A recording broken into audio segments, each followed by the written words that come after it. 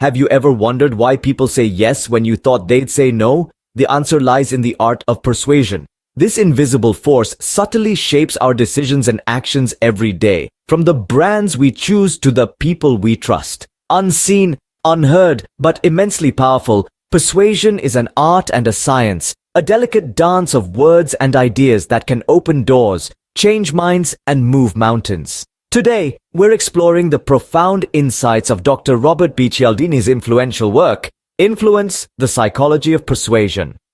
This seminal book dives deep into the heart of why we say yes, uncovering 6 powerful principles of persuasion: reciprocity, commitment and consistency, social proof, authority, liking, and scarcity.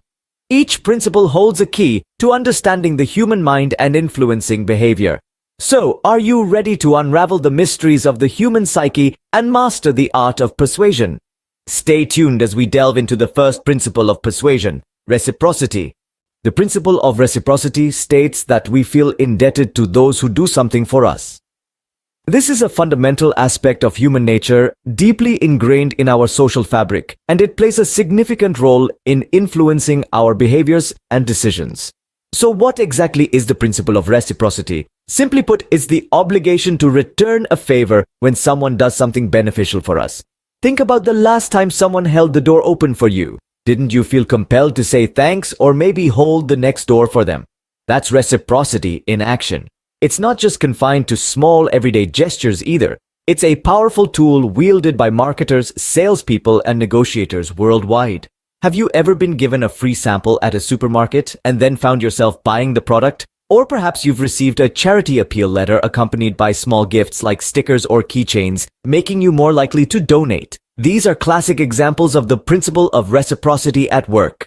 Understanding this principle can significantly enhance our persuasive skills. When we do something nice for someone, they are naturally inclined to do something nice in return. It's a subtle and ethical way of encouraging others to say yes to our requests. And it's not about manipulation, but about building a mutual exchange that benefits both parties. However, it's crucial to remember that the principle of reciprocity should be used responsibly. Genuine acts of kindness and generosity can foster stronger relationships and create a positive social impact. But if used insincerely or manipulatively, it can lead to mistrust and harm relationships. So the next time you're trying to persuade someone, remember the power of doing something nice for them first. You'll be surprised at how willing they are to return the favor. Armed with the knowledge of reciprocity, we can better navigate our social interactions. Now let's explore the principle of commitment and consistency. Once we make a choice or take a stand, we work to behave consistently with that commitment. This statement introduces us to the principle of commitment and consistency, a potent tool in the art of persuasion. Imagine you're at a local charity event. You pledge a small donation, nothing extravagant, but a commitment nonetheless. Over time, you find yourself increasingly involved, volunteering your time and donating more generously. Why is this? It's because once we make a commitment, we strive to align our future actions with it, thereby demonstrating consistency. This scenario is a classic example of the commitment and consistency principle at play. This principle is not only confined to charitable causes. It's extensively utilized in various domains, from marketing strategies to political campaigns. For instance, have you ever wondered why free trials are so effective? It's because once we commit to a trial, we're more likely to continue using the service when the trial ends. The commitment to the trial, although free, creates a sense of consistency that nudges us towards maintaining the service. Understanding this principle, we can see how it can be harnessed to improve our persuasion skills. When attempting to influence others, encouraging a small initial commitment can be advantageous. A minor commitment acts as a stepping stone, making it easier for individuals to agree to larger requests later. This approach is often referred to as the foot in the door technique. However, it's essential to remember that the principle of commitment and consistency, like all tools of influence, should be used ethically. While it's a powerful strategy for persuasion, it should never be employed to manipulate others unfairly. In essence, the principle of commitment and consistency shows that our desire to appear consistent can guide our actions and decisions. We are often swayed by commitments, even small ones, and tend to act in ways that uphold these commitments. By understanding this principle, we can become more persuasive and effective communicators. Understanding commitment and consistency propels us towards being more persuasive. Up next, we'll delve into the power of social proof. We view a behavior as more correct in a given situation to the degree that we see others performing it. This quote by Dr. Robert B. Cialdini perfectly encapsulates the principle of social proof. Social proof, in essence, is the psychological phenomenon where people conform to the actions of others under the assumption that those actions are reflective of the correct behavior. It's the monkey see, monkey do principle on a grand scale, a fundamental part of our social fabric.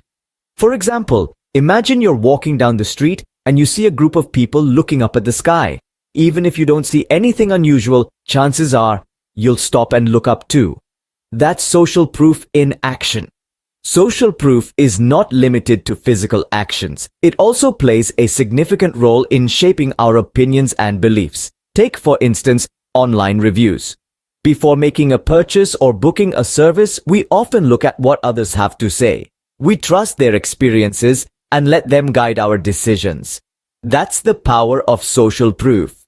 Now, let's talk about how you can use this principle for persuasion. Once you understand that people are naturally inclined to follow the crowd, you can use this knowledge to influence their decisions. For example, if you're trying to promote a product, showing potential customers how many people have already bought and enjoyed your product can be a powerful persuasive tool. Remember, the key here is authenticity. Fake reviews or inflated numbers can backfire and destroy trust. So, while it's okay to highlight the popularity of your product or service, it's crucial to be honest and transparent. The principle of social proof is a double-edged sword. It can be used to influence, but it can also lead to herd mentality if not kept in check. So, it's essential to be aware of this principle not just to influence others, but also to understand how it influences our own behavior. With the power of social proof in our arsenal, we're ready to explore authority, our next principle. We're more likely to be persuaded by people who are or seem to be authorities on a topic. This line is the crux of Dr. Robert B. Cialdini's Principle of Authority, a key concept in the Psychology of Persuasion.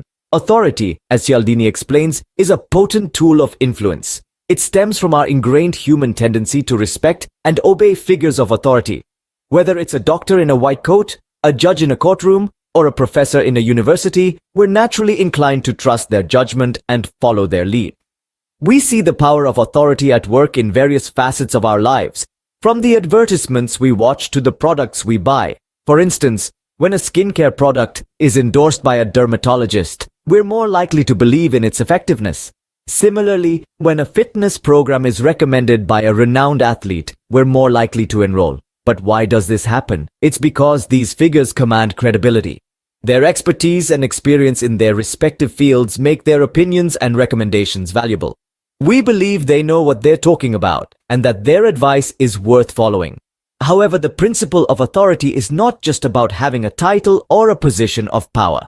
It's also about demonstrating knowledge and expertise. You don't have to be a CEO or a Nobel laureate to wield the power of authority. If you can show that you're knowledgeable about a particular subject, you can influence others' decisions and behaviors. So, how can we use this principle to improve our persuasive skills? The answer is simple. Position yourself as an authority in your field. Show your expertise, share your knowledge, and establish your credibility.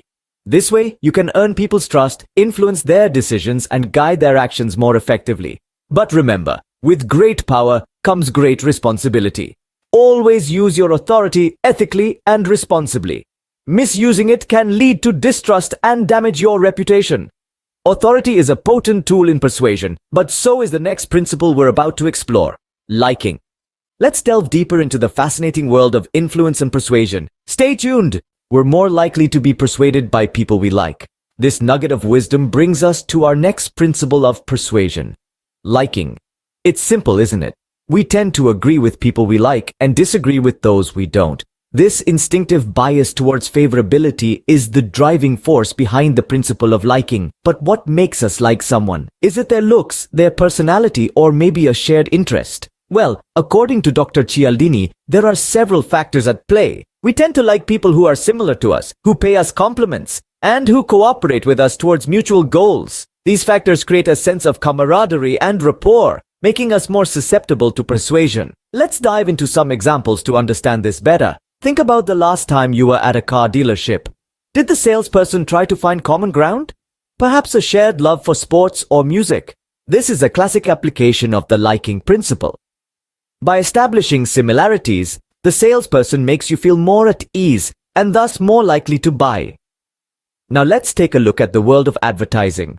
Ever noticed how brands often use celebrities to endorse their products? This is another potent application of the liking principle. We like these celebrities and therefore we are more likely to be persuaded by their endorsements. But how can we use this principle of liking ethically and effectively in our daily lives? The answer lies in authenticity. Genuine compliments and shared interests can go a long way in building likability.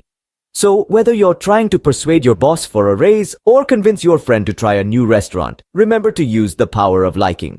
Liking is a powerful persuader, but nothing works quite like scarcity, our final principle. So stay tuned as we unlock the secret behind the most enticing of all persuasion principles, the principle of scarcity. Opportunities seem more valuable when they are less available. This statement sets the stage for our exploration of the scarcity principle, the last of the 6 principles of persuasion proposed by Dr. Robert P. Cialdini in his book, Influence, the Psychology of Persuasion.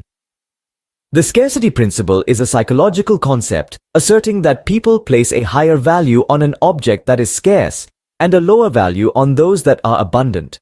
The principle is rooted in our survival instincts, which drive us to value scarcity due to the fear of missing out. A classic example of the scarcity principle in action is the limited time offer. You may have come across phrases like, "Only 10 items left," or "Sale ends in 2 hours." These are attempts to make a product seem scarce or a deal appear fleeting, thereby creating a sense of urgency for the consumer to act quickly. But how does this principle apply to persuasion? Well, the scarcity principle operates on the notion of loss aversion. We as humans are more motivated by the thought of losing something than by the thought of gaining something of equal value. This means that potential losses are more persuasive than potential gains. So, when something appears scarce, we are motivated to act quickly to avoid losing out. The scarcity principle isn't just limited to tangible items or time-sensitive deals. It also applies to information. Exclusive or insider information is perceived as more valuable because it's not readily available to everyone. So, the next time you're trying to persuade someone, remember that making your proposal appear exclusive or limited in availability could make it more appealing. But here's a word of caution. The application of the scarcity principle must always be ethical.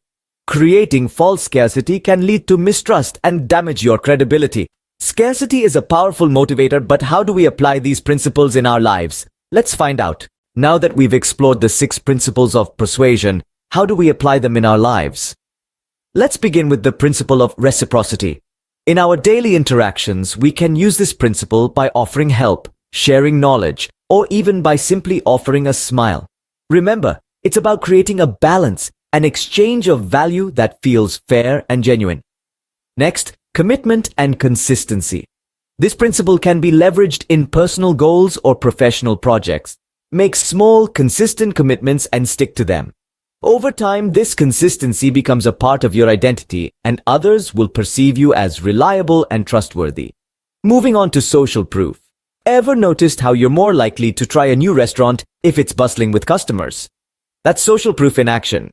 You can use this principle in your life by building a positive reputation, gathering testimonials for your work, or simply by being a part of meaningful communities. Authority, the 4th principle, is about credibility and expertise. It's not about bossing people around. Instead, focus on building your knowledge and skills. Share your insights with others. Over time, you'll become a respected authority in your field. Liking, the 5th principle, is about building relationships. Be genuine, show empathy, find common ground.